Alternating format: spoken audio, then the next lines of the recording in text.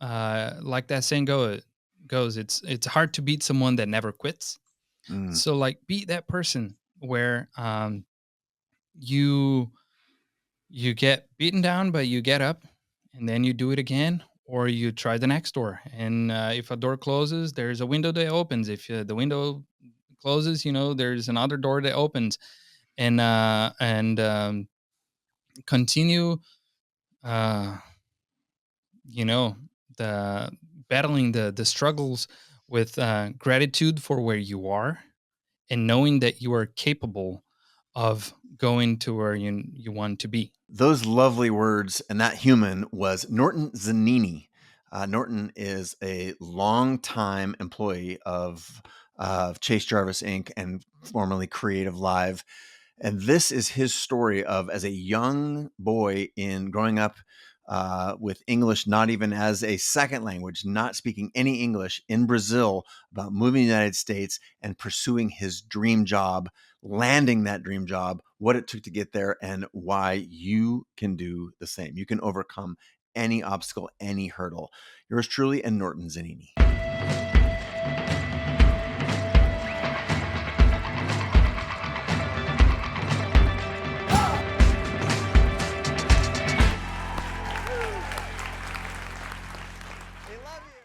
I have wanted you to be a guest on the show for a long time, and I sprung this idea on you not too long ago. And I remember your face when I sprung it on you. You were like, yeah, and that's almost exactly. That's not the only reason, but that's a big reason that your awareness of your own journey, I think, is a beautiful, beautiful thing. And it's incredibly relatable. And for a little backstory before I give you the microphone, I'm grateful to be here with you today, Norton. And we met first more than a dozen years ago, I believe, when you were a photographer. You'd reached out from Florida. You're living in Florida. And of course, there's a lot of your journey that is before then that I want to hear about, that the world wants to hear about. But my hope is that that with today's show, you could share your story about growing up in Brazil, and your journey about becoming a photographer. And we have worked together for a very, very long time, and a lot of people who have been on shoots with clients and customers across the last decade plus have seen you and your work on set with us at the Chase Jarvis studio. You've had a job at Creative Live for a number of years.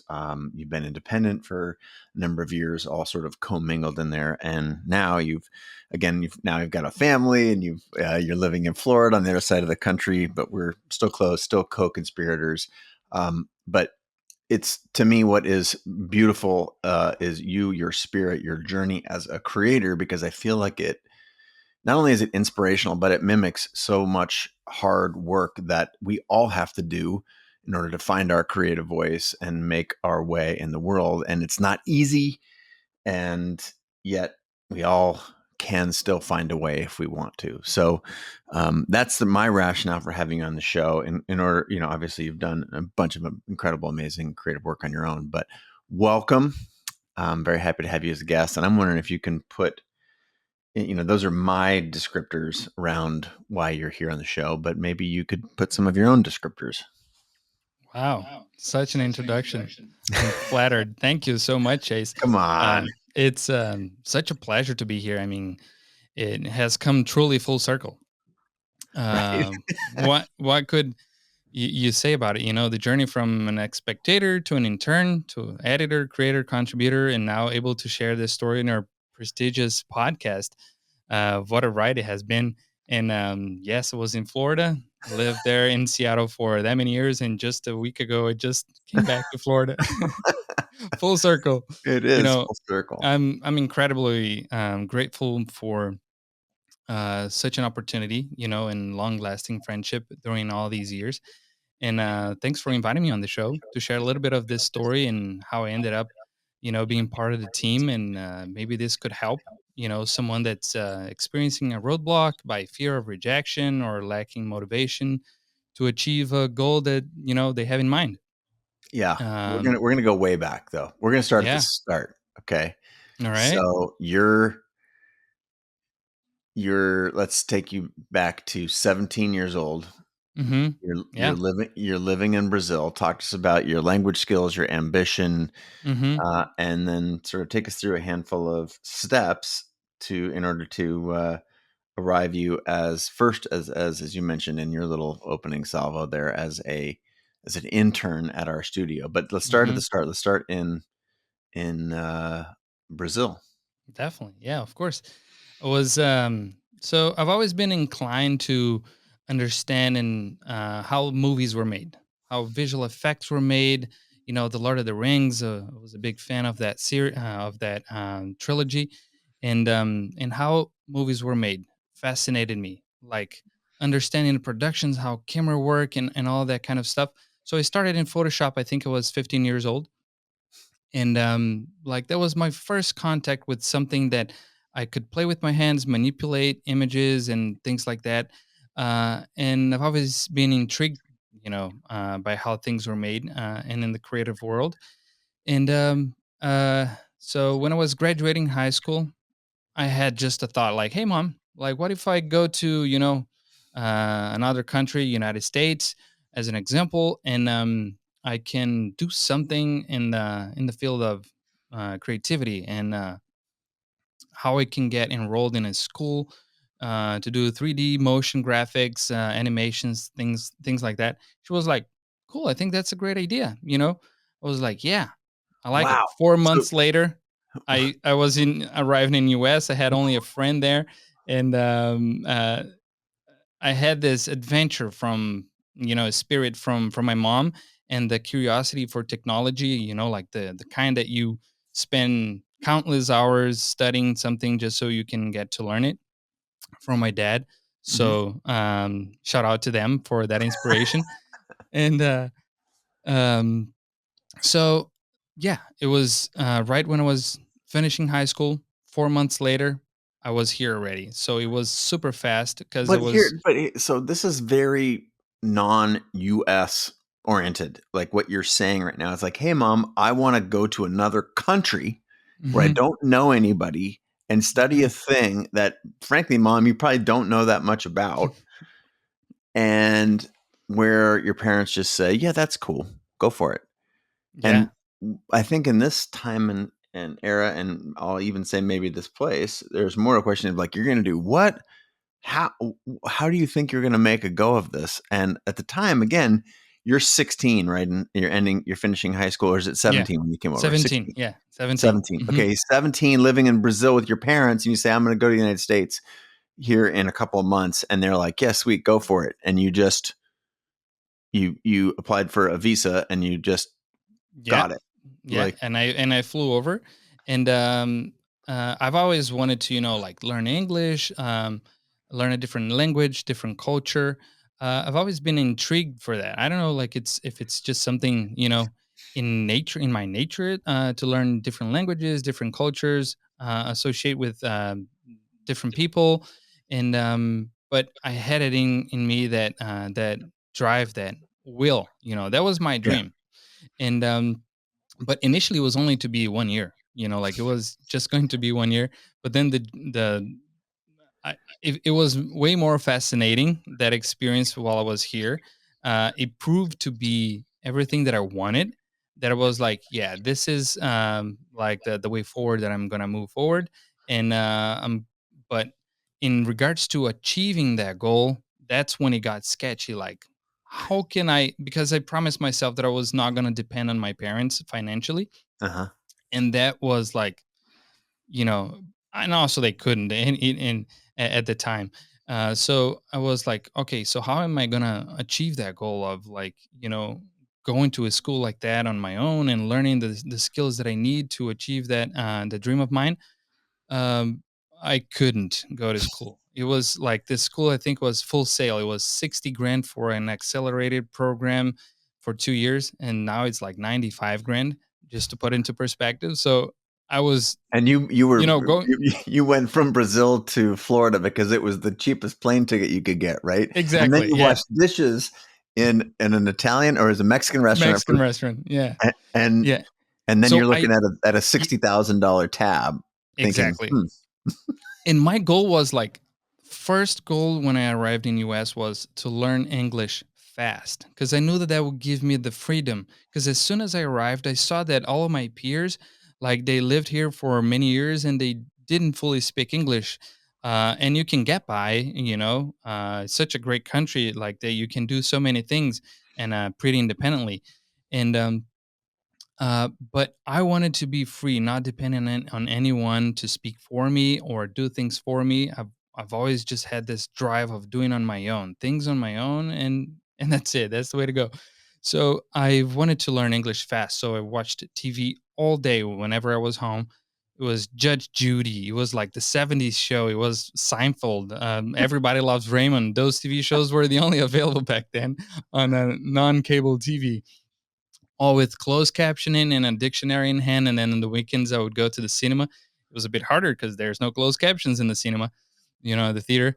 So I banged my head on the wall like I need to learn fast. So I've immersed myself in a very uncomfortable situation just to learn English fast, as opposed to my peers that were going, not to say an easier route because everyone has different goals, but everyone feels uncomfortable. Like, so you lean towards going to, the most comfortable. Like, I'm Mhm. gonna work with my Brazilian folks, so then I just have to speak Portuguese, and that's it. And I was like, no, I'm gonna make my life harder, so then I can get to what I need faster.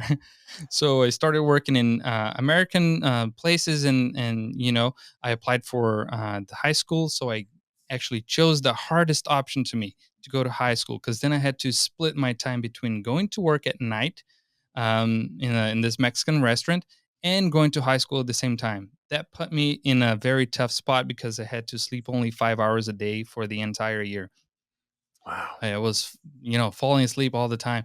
But uh, I needed that because I was, sustaining myself. I was, like making my own money to sustain myself and going to school so I could learn English fast. And then at the restaurant, I was practicing my English, learning Spanish at the same time. So it was like two birds with one stone. And there I was practicing a lot. Like one of my techniques is throw the words with confidence, as you know now, and Mhm. see if it sticks. And watch for any eyebrows lifting as a feedback. Like, did you say what? Or then I know that I got it wrong. Or, oh, you meant this. And then if there was no reaction, I got it right. That's how I learned a lot of my English. Well, let me ask a question. Where did you get this relentless? Because let me just, I'm going to steal a moment here and say, if everyone had this, is seemingly, uh, I mean, I know you as a cautious but bold person, and yet you're telling me so many of these things. We've been friends now for, again, well over a decade, 15 years or something. Because you're like, what, 75 years old now or something? 35. 35. And this is, we originally met when you were, I think, 18 or maybe 19 or 20. I don't It remember. was it was right on the edge of between 20 and 21. Okay. I remember Kate asked me like, "Hey, do you have a driver's license and are you able to purchase liquor? Because we drink booze here." And I was like, "Yes, I just got last week." Okay. So, but again, my goal with this is retracing. Where did you get? Again, I know you as a very thoughtful, bold but cautious. You want to have all your I's dotted and your T's crossed.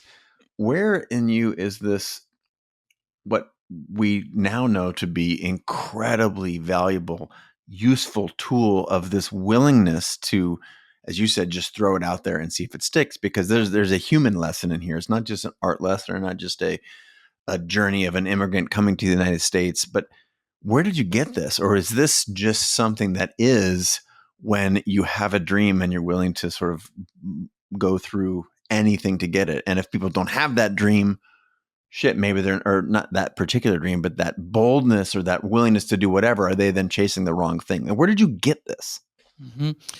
Yeah, it's a very hard question to answer, but I think, like, like, we are 50% our genes from our parents and 50% like our surroundings. I remember quite clearly since as a child to be a very observative person. Mhm. I observe a lot and see the reactions in people and how people react to one another. And like, if I'm seeing someone speaking to another person and seeing the reaction of the other person, I can learn from it, and I can do try to do better, or do as equal, so then I can have a great performance Yeah. on something. And so that gave me this ability of like watching, like the learning English example. Like, I would see other people's reaction and learn from it. uh, the the brave spirit, I think, came from my mom, that was just very brave. Like, she came to US when I was 7 years old, and my brother was just 1 year and a half by herself. To me, that was like, that was my first contact with United States. We stayed at my aunt's house for like 5 months, and that gave me the impression of like, oh my goodness, you can live in a different country, you can learn a different language, and that experience stuck with me. Yeah. And I think that gave the inspiration to move to US. Got it. And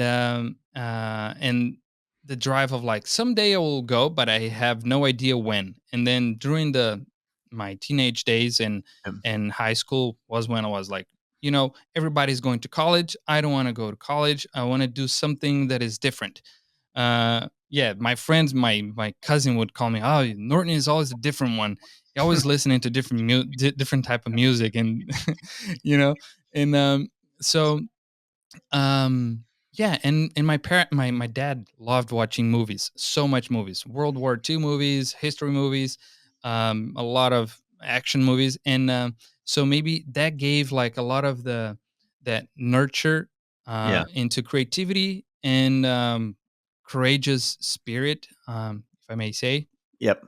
Yeah. I'm gonna tell my piece of the story from this point forward. So what I knew about you is, and I'm sharing this not to take these words out of your mouth because I want to hear from you, but to set the my understanding for the listener, because to me this is where it gets extra interesting if you're me.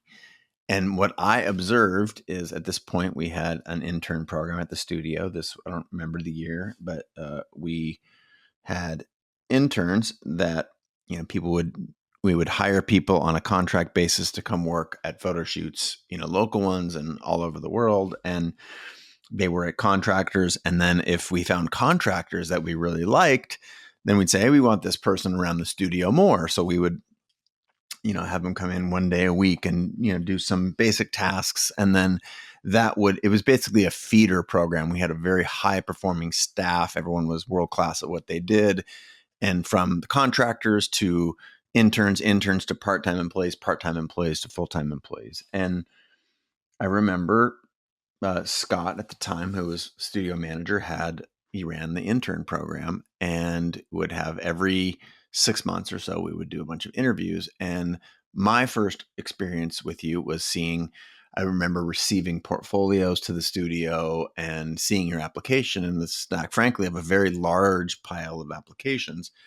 And if it's my recollection, maybe true, maybe false, but that you applied a number of times. And at some point, when I would do public appearances or at a speaking gig or whatnot, you were always there. And I remember you stood out in part because I'd seen a lot of your portfolios and you were always good at connecting. Yeah, I sent you a book a while ago. Just really excited about the work you're doing. And it was very particular to you were paying attention to our studio. So now that's in my understanding. I'll cut to the chase and say, after you applied a few times, Scott said, I really love this guy. It's like his persistence is off the charts. what I know of him is, he's a photographer. He's got great Photoshop skills. He's always, always showing up at all these appearances. We might want to give him the chance for the intern program. And so we'll leave it at that. But what was your side of the story? And Mm. again, to me, your story is fascinating because I didn't learn so much of this until many years later, what you had gone through in order to achieve sort of this dream of becoming the artist that you are today. Hmm. Uh, well, I don't know if I go back like as to before I even flew to Seattle, or if that's going way too back. But that gives a lot of the backbone of the how struggling it was, and how difficult it was, the period that I was living in, because while living in Florida, it was right when the financial crisis hit really hard, and I found myself very depressed with no work, no girlfriend, no family, no school, no profession. I was working 2 nights per week at the restaurant, making $30 a night.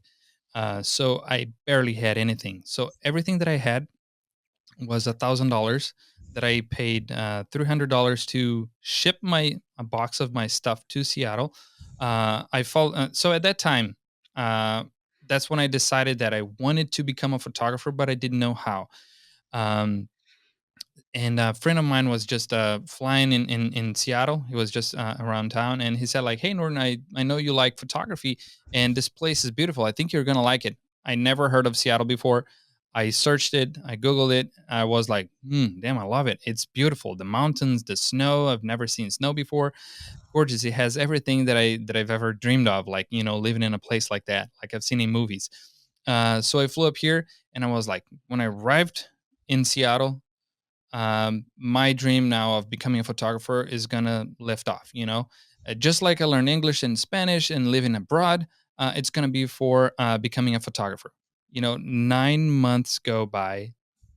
I didn't get any response or any reply from every photographer that I applied, because to me, what made sense was I cannot go to school. I don't have money for it.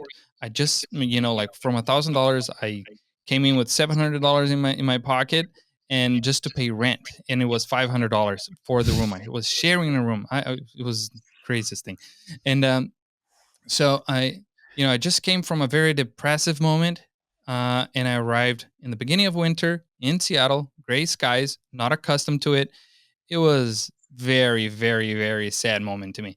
I remember, like being very depressed because it was so tough, and not hearing any reply from any photographer that I found like was the crack on the wall for me would be like if I could shadow someone, Mm-hmm. but no one replied. I think I've applied for like 20 to 30 photographers in the area. It would be on Craigslist that I would send. It would be like I Google, and anyone that had like photographer right next to their name, I would send an email or a message. No one replied to me.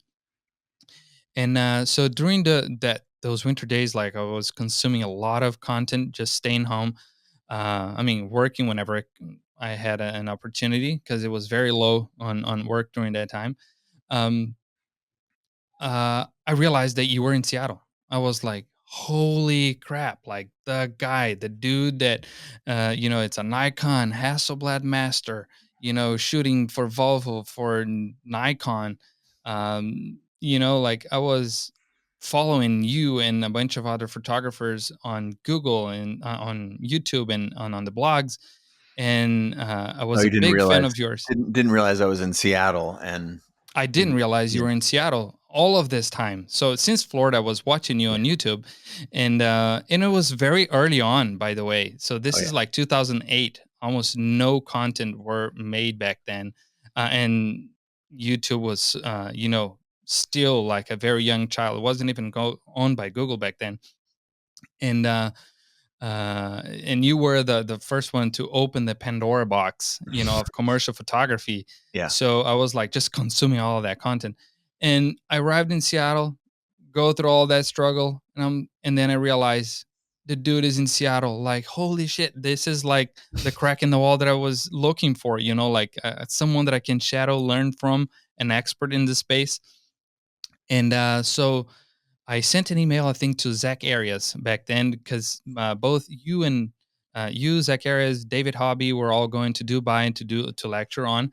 And I sent him like an email, like it was like a very hearty email, blurred, super sad. I'm like, I need to work for this guy. He's like, yeah, maybe I'll send him a word if I get to connect with him. And he did send a message. But he said like, hey, you gotta do your own stuff. Like you have to send your resume. You got to put your foot on the door and send, smoke signal. How's the dude gonna know, about you if you don't if you don't show up? That was the slap that I needed to realize, that I needed to put my head out of my bottom and get to do something. So I made like a portfolio, made some photos, wrote a cheesy resume with some humor in it.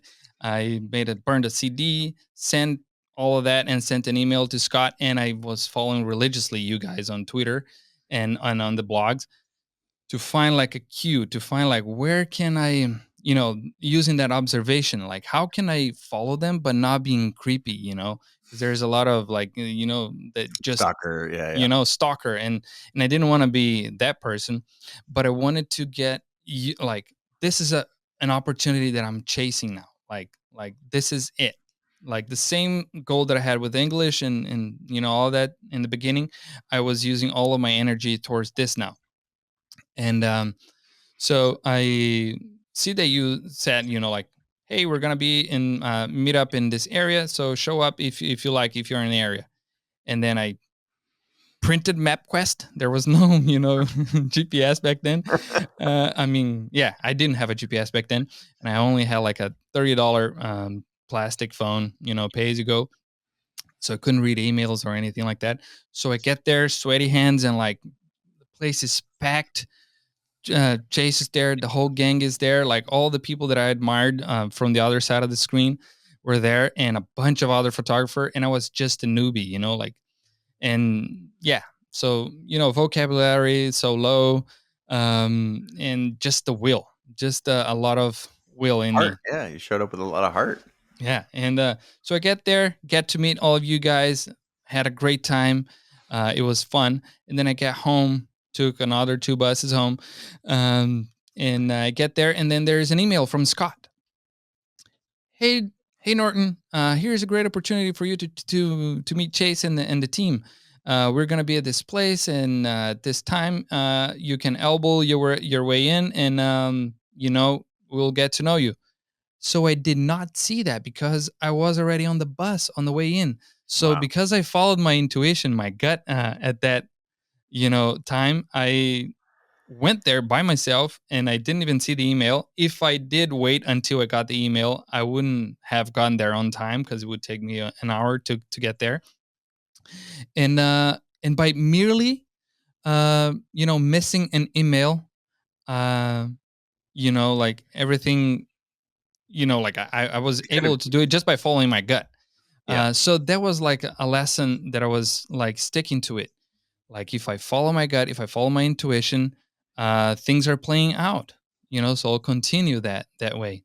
I want to contrast this with you said it was very dark and difficult. And so Hmm. how are you balancing trusting your intuition when, you moved to Seattle at the beginning of winter, you're not working, you're making single digit hundreds of dollars, you're just enough to pay rent, Hmm. selling personal items in order to be able to make, to live, hand to mouth basically.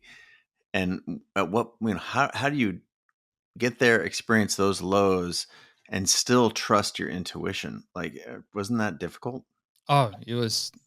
It got to a point where I wanted to drop everything and go back to Brazil because I deposited all my chips in this. Like I tried everything when I was in Florida.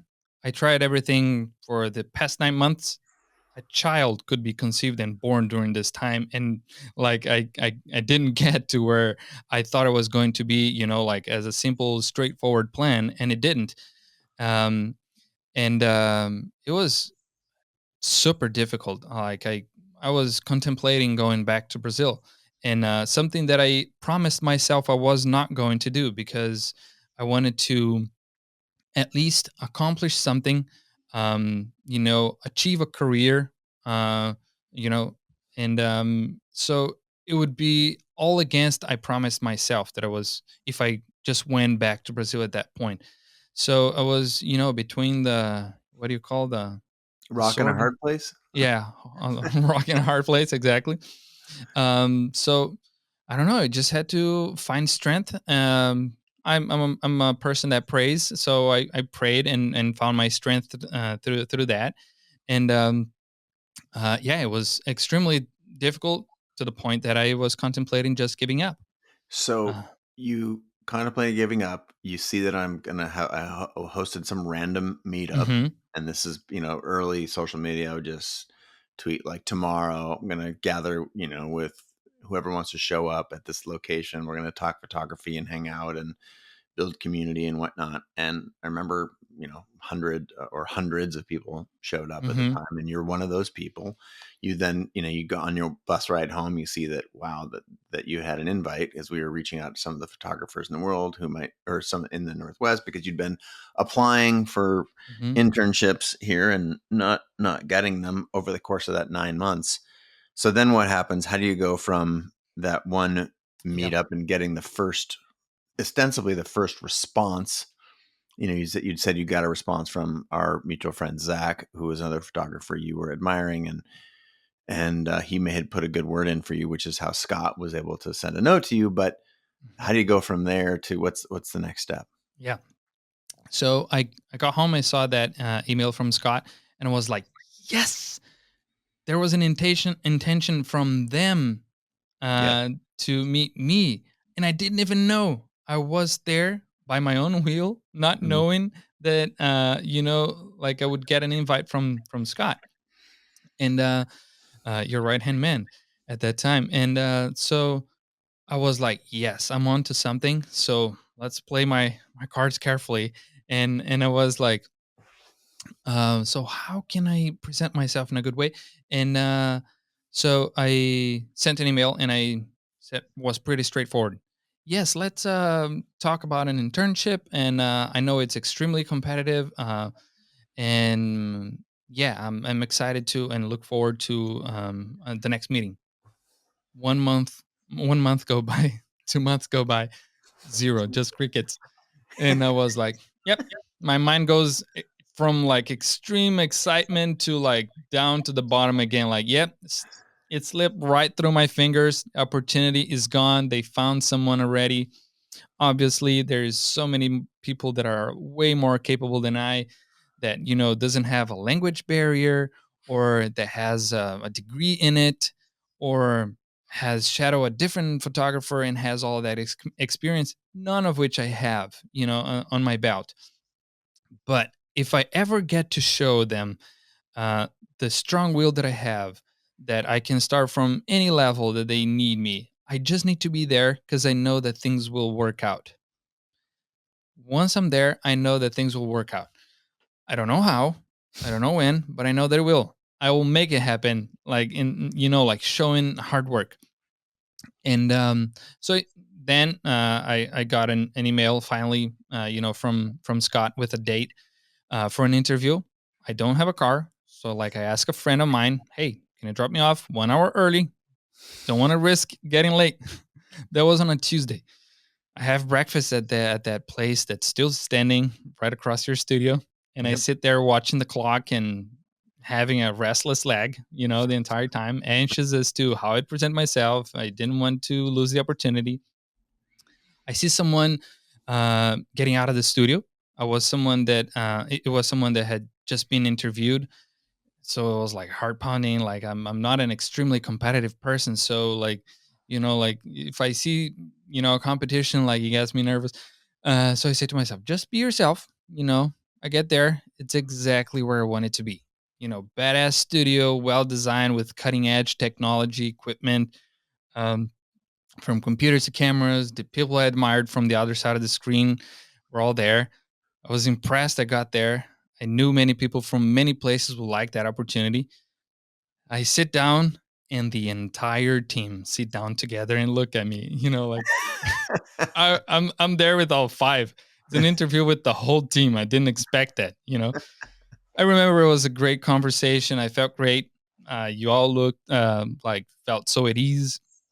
And then I remember you said at the end of it, though there's one requirement is that you must have a car, you know, to run errands. And that's a lot of the needs that we're going to have. Like you pick up things here, you purchase things for us and whatnot.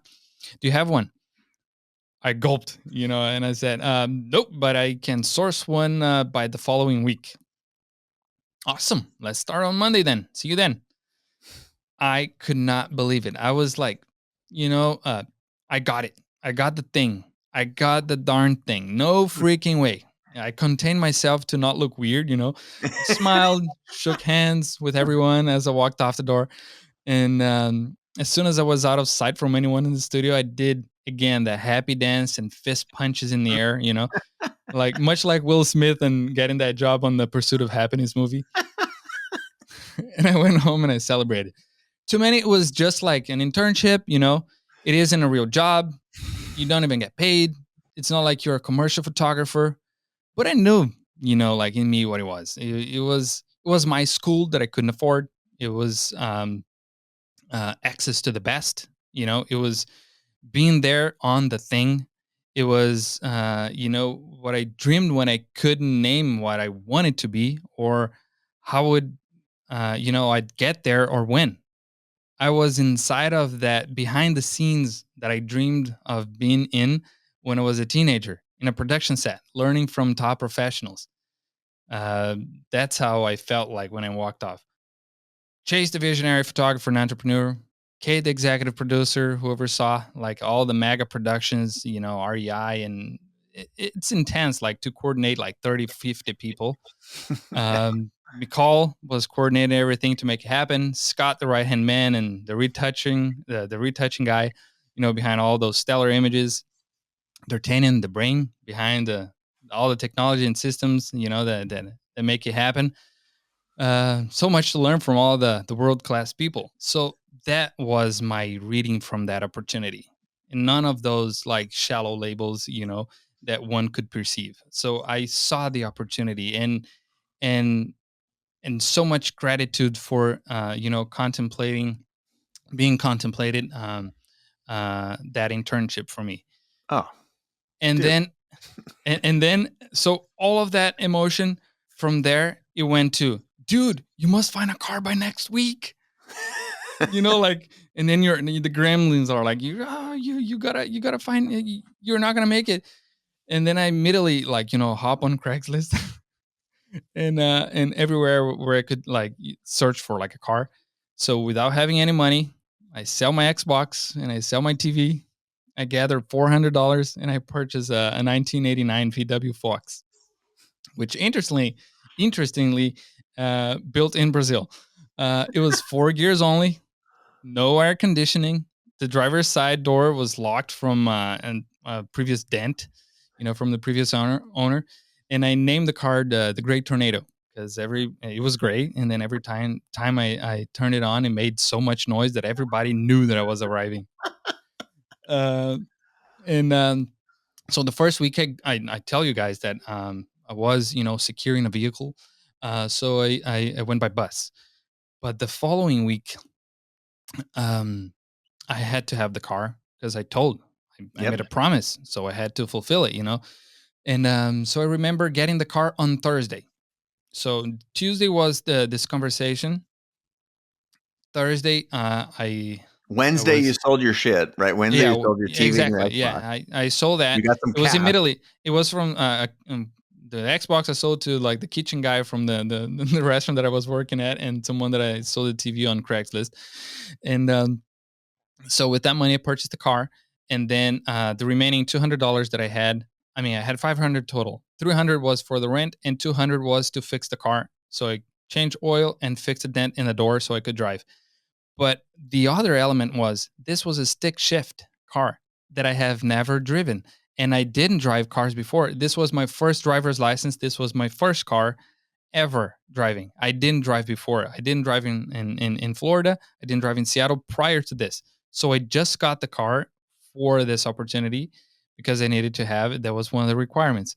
On Uh, Thursday, you got the car. To be clear, we're on talking Thursday, days of the week. yeah, and by Monday, Tuesday you got the job. Thursday you got the car, and you have to show up Monday. and I have to show up Monday.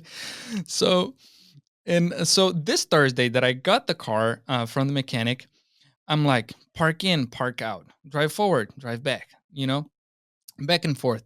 And I'm like, okay, let's try a little harder. So I drive to the parking lot right next on the block, right next to my condominium, and I go there, and it's dusk already. So as soon as I get there, and then I do like two loops in the parking lot to learn how to understand, the damn thing.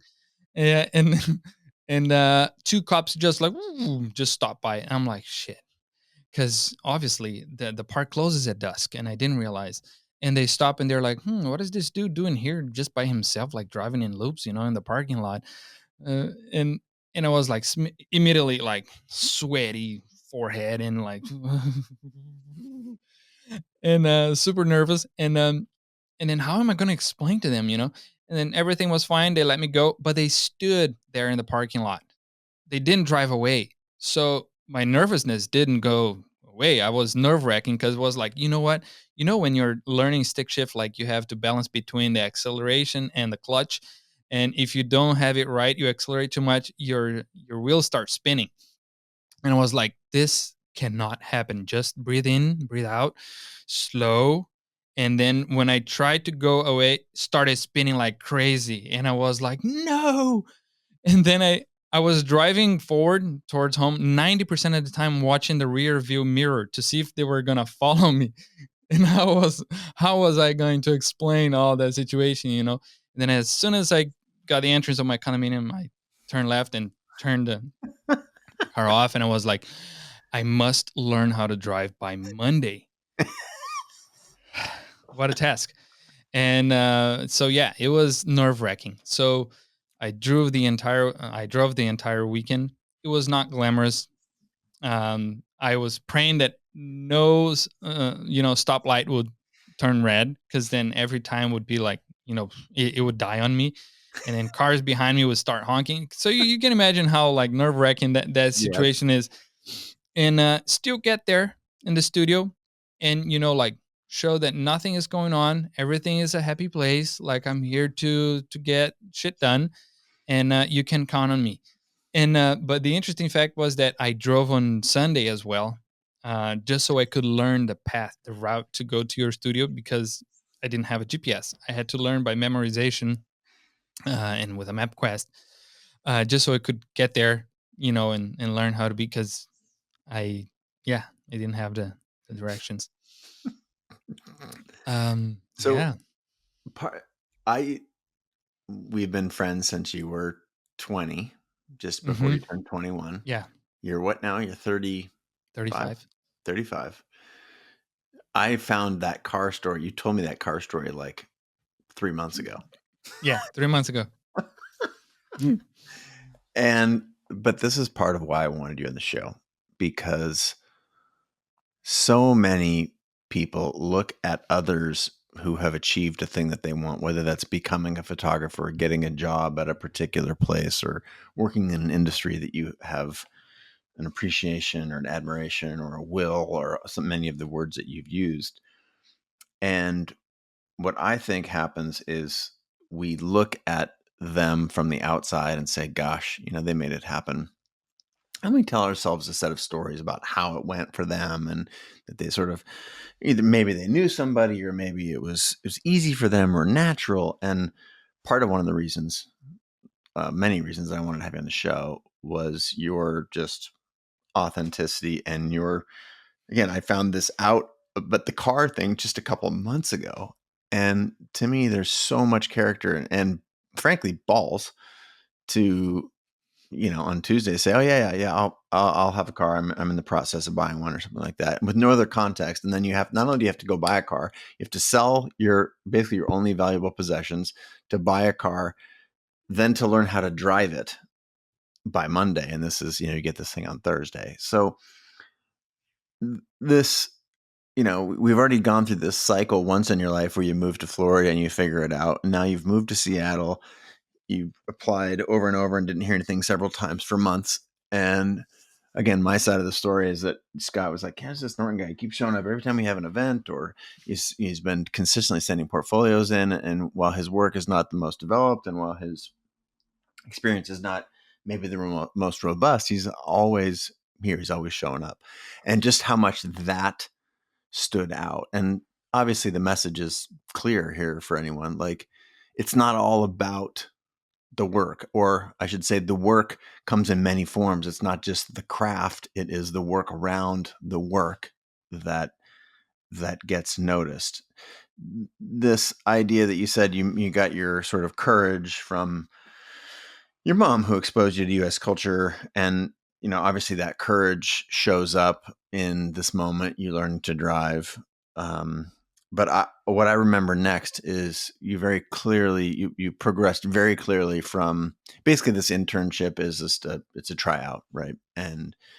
Uh, and then you start being contracted on individual shoots, and you then make your way very quickly into being a part-time employee or part-time contractor. We can contract you for weeks at a time on particular jobs. Was it still, what was going on in your mind then? Were you, did you have some other ambitions, or, how does the story progress?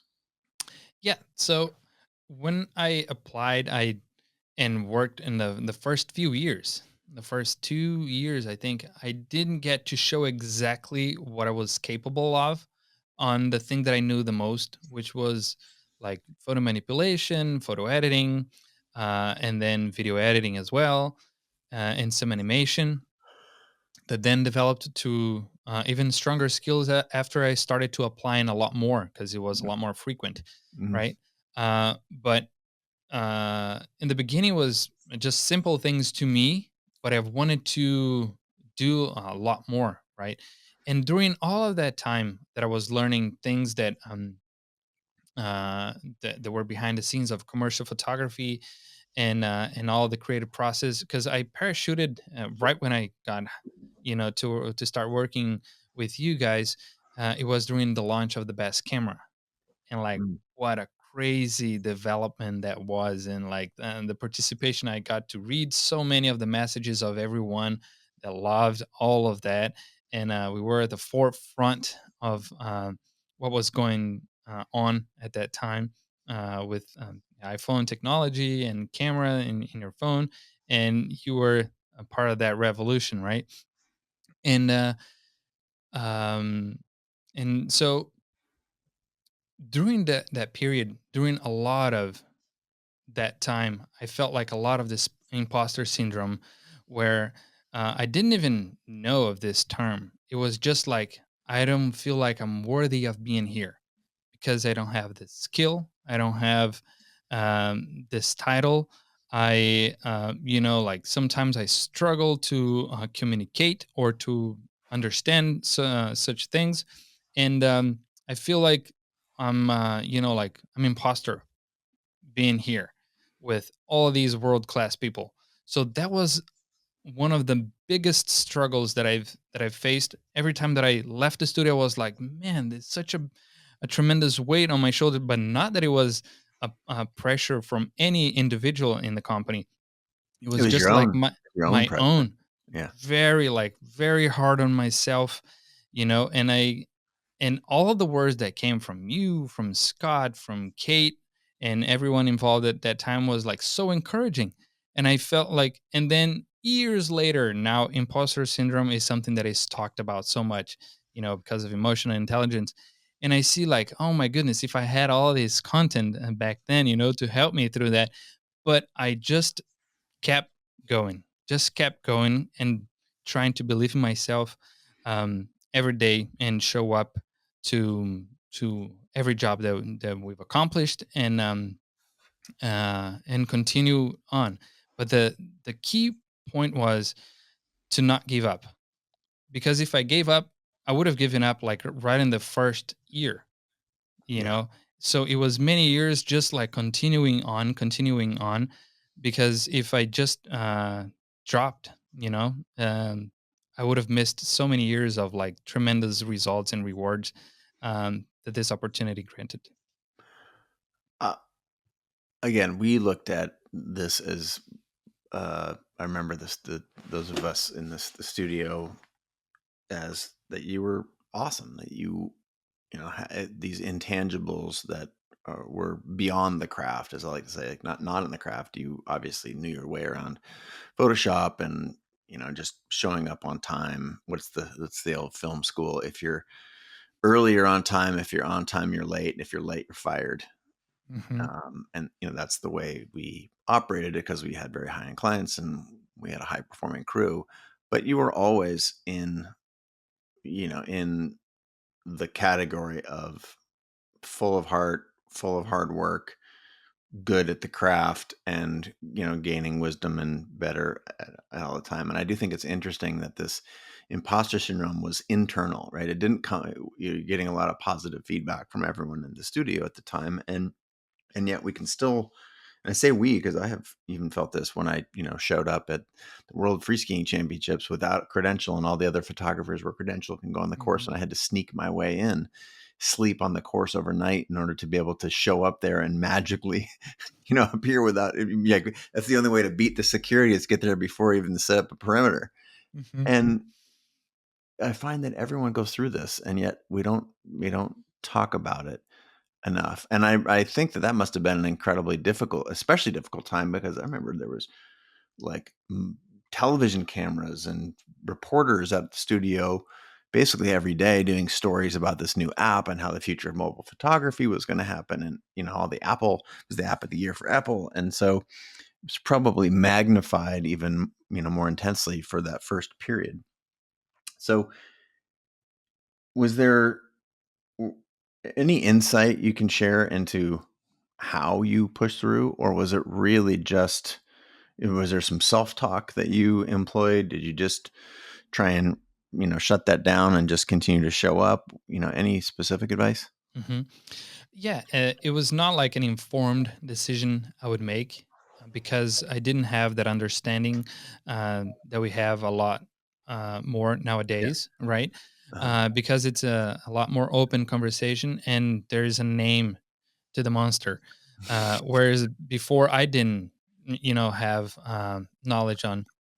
So it was mostly like just continue. Don't drop it. Uh, don't let it go. Like remember everything that this means to you, uh, and try to internalize more of what everyone around you is actually saying. It's kind of like that thing, like when your mind is rushing so much that you are, like getting into a panic or something, you stop and you start touching everything around you. You see everything that surrounds you. If your life is not in danger, then you're okay. The worst thing that is happening is just in your mind. And then you're like, use your sensory skills, like your tactile smells, like sound of the ambient that you are in. Because those are just like voices in your mind trying to, to defeat you. Like Yeah, it's your something set biology, it right? off. Your Yeah. negatively wired biology. It's telling you to be scared, and if you can quell that, it's sort of interesting to know that when you're getting praise from the outdoor or from the outside, and your mind is a negative thing, you have to learn to control that, manage that, and listen to the external. And then, the same is also true from the external, right? Hmm. There's a time when we need to, when the real challenges are the voices between our ears, and what we're getting feedback is like, oh, good job, keep going, love to have you around the studio and you're doing great work. And then there are other times where you're saying like, I'm living my dream, and other people are saying, how did you get that job, you don't deserve it, or you're reading comments on the internet or whatnot. And how do you know the difference? How do you know what to pay attention to? Hmm. It was the most difficult part was actually caused by me, in the sense of like the way that I amplified things. I did not amplify the compliments and the true words that were coming towards me, but I amplified anything that was not even negative, but close to negative, like Neutral, yeah. neutral. it was like overly amplified. Oh, that person didn't respond like when I said this, or like he didn't mention that it was like, oh, perfect. Yeah, this is what I needed. Just by not saying that, it's like immediately bad, or like, oh, it must have been like terrible. And so to actually practice more, um, what is being like everything that's being great, because our brains are wired more towards the negative. Like that's why on the news, like they solely focus on the bad news, because that's what captures the most attention, right? And there's a school of thought that teaches something like that the brain is like a city, and that the negative thoughts are right in the center. It's like the downtown area and the suburban areas around it, and anything that's positive, it's like the very outskirts of the city. So you have to practice a lot more remembering the good memories and the good thoughts, to narrow down like the positivity towards the center of the city. And you do that by repetition, by being grateful, by and that is one of the things that helped me throughout all of this journey. Being grateful for the opportunity, being grateful that I was there, um, being granted all that opportunity, and being thankful for like when I heard a compliment, and like, hey, it's actually coming from the heart. It's true what they're saying, and minimizing a little bit of the negativity, uh, or neutrality that would turn into negativity in my brain. So I remember doing that So is it countlessly. was this all intuitive to you, or did you have a practice? Were you reading books, or where were you getting Not reading these books. It tools? was it was um, praying and listening to God speaking to me, and reading the scripture, and having a great community around me that was supportive of that. They might not have understood what I was living, but having a great community around you, great people surrounding you, provide the support that you need when you're struggling, even if they do not know exactly what you're going through.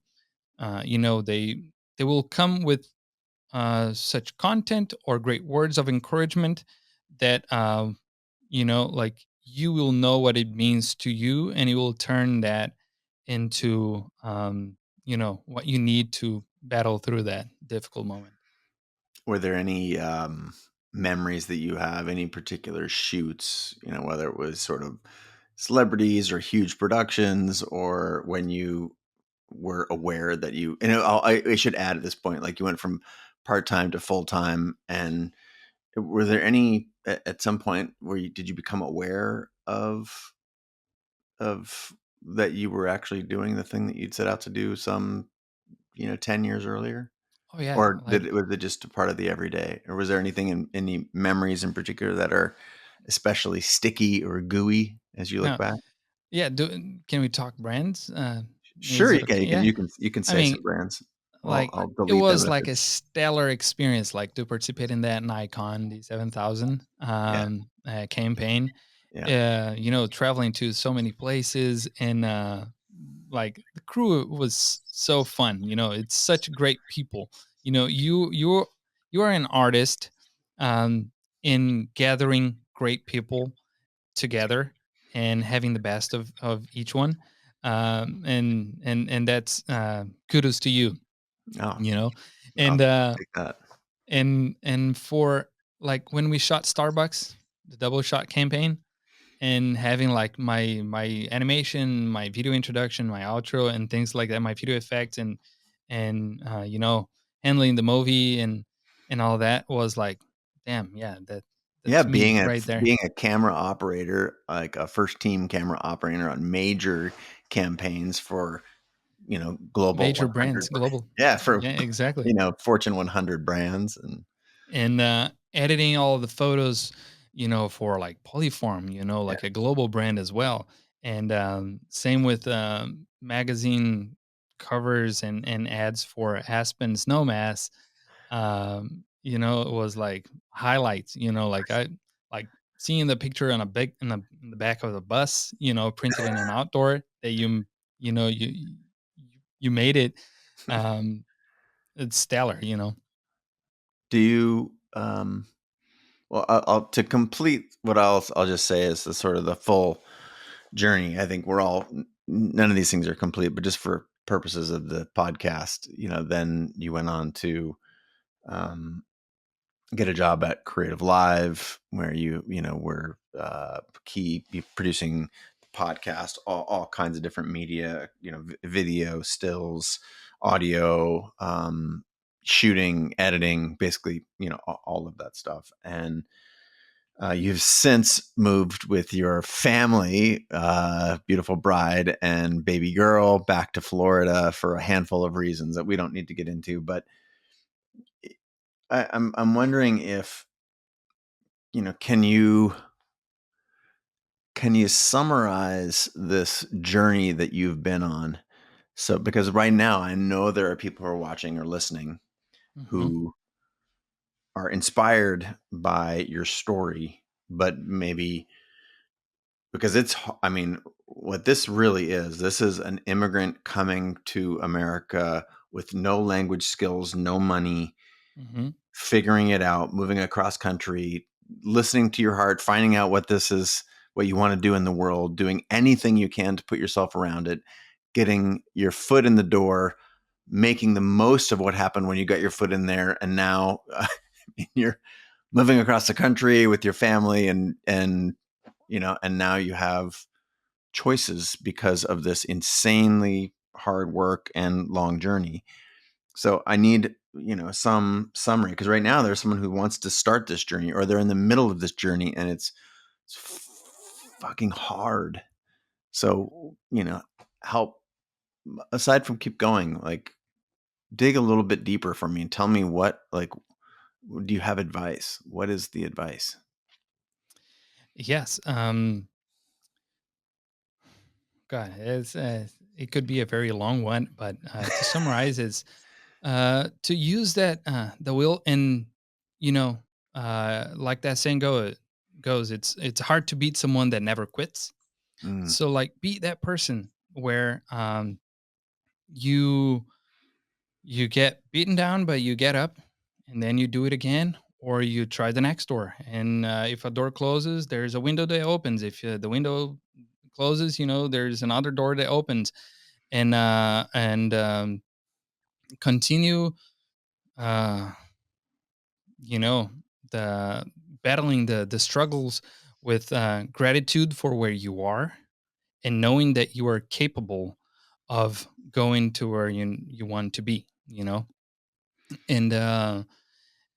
And somehow, some way, like, if you continue, because if you just quit or if you just stop, then you are actually materializing that. You are actually, not letting an opportunity for something to grow along the way that can grant you the opportunity, to achieve that goal. um, if I, with like these struggles, and I know that it's not the worst struggles in the world. It's my struggles that I faced in my time during the technology era that I lived, during you know the struggles that I faced. But you know, um, everyone is going to be different. But I'm believing in yourself, and knowing that you've got what it takes, to achieve that goal. What did it feel Uh, like when you started being able to point to the work that you'd done out in the world and share that with your extremely proud, and sometimes I didn't even believe it. I was pinching myself, like saying, I can't believe, but I got to believe because it is true. It is a fact. It is out there in the world, and hence I'm sharing with everyone. Participating in the 30 days of genius and creating the systems of like that podcast that turned into like over how many episodes do uh, you have? Over 250, oh 300? yeah. Yeah, at least, yeah. Yeah, And there at was before least. we had numbers, and yeah. and it was so hard in the beginning, like, to create those systems, to to create the method that now is used, that really works. Uh, but we've made it, a collaboration between a couple of folks, and yeah. I remember I think it was we were shooting Serena or Oh, Federer Serena Williams. Hmm. when we were and you were on set managing all of the data because we were shooting Yeah. stills and video and stills with like 5 different cameras, and we were shooting slow motion and all that kind of stuff. And I remember at some point uh, you were sort of off. We basically turned the tennis court into a studio, and your desk was in the Hmm. corner. We were bringing, and you just looked over at me, I remember, and just like shook your head and just like, fuck, here we are. We made like Yeah, exactly. Like I'm there with Roger Federer right in front of me, Serena Williams. Like I couldn't even believe it. Like if I like when I told my family members, my peers and my friends, they were like, "Dude, you're living the dream." I would say, "Yeah, I'm living the dream." I can, I can't put it into words more than that. It's fantastic, and thanks to you guys. Thanks for oh, you to see the opportunity. Other in your place would maybe be more impressed with like a portfolio or like with a particular set of skills, but you understand the value of hard work, and that will, and Will. the drive, and understand that you know takes you to a much higher place. Well, now I'm uh, both happy and sad to say that you're freelancing all over the world and Hmm. available for hire from your domicile in Florida. Will travel. Do me the favor, do the listeners and watchers the favor of sharing, where people can learn a little bit more about you if they are looking for someone again who can, shoot, edit, share, build systems, graphic Hmm. design, animation. Like you truly have mastered, you know, dozens of very, very in demand skills. Where would they go to find out a little more about you or to hire you as a Yeah. resource? I have a website, nortonzanini.com, and there you can find my email and contact information. Awesome. Hmm. Norton, so happy to have you share what it My has been an pleasure. amazing journey. And again, the thing that just I got to share with the listeners that this Mhm. it's just what's crazy about Norton. He's always making crazy shit happen, and then only telling the story about the gangster level story, and after the fact when you realize the needles that this guy has threaded. And it's been such one of my true great professional pleasures to watch you uh, turn into an amazing man, an amazing human who is so talented and just an absolute joy to be around. And congratulations on your beautiful family, of course. And I hate that you live in Florida now, but I got another shoot for you to edit coming up here in what is it, in mid-November. So clear your calendar. We're at it. Awesome. Thank you, Chase. All right, Amazing opportunity. I appreciate you and your family. Say hi to your dad, to your mom, of and to course, Kate. of I course, love them all. of course. Uh, So we love you deeply and dearly, my friend. Thank you so much, Chase. Awesome. To everybody out there in the world, we just need to be a little bit more like Norton. Lots of love and gratitude. And signing off from Norton and I, we both bid you farewell and adieu.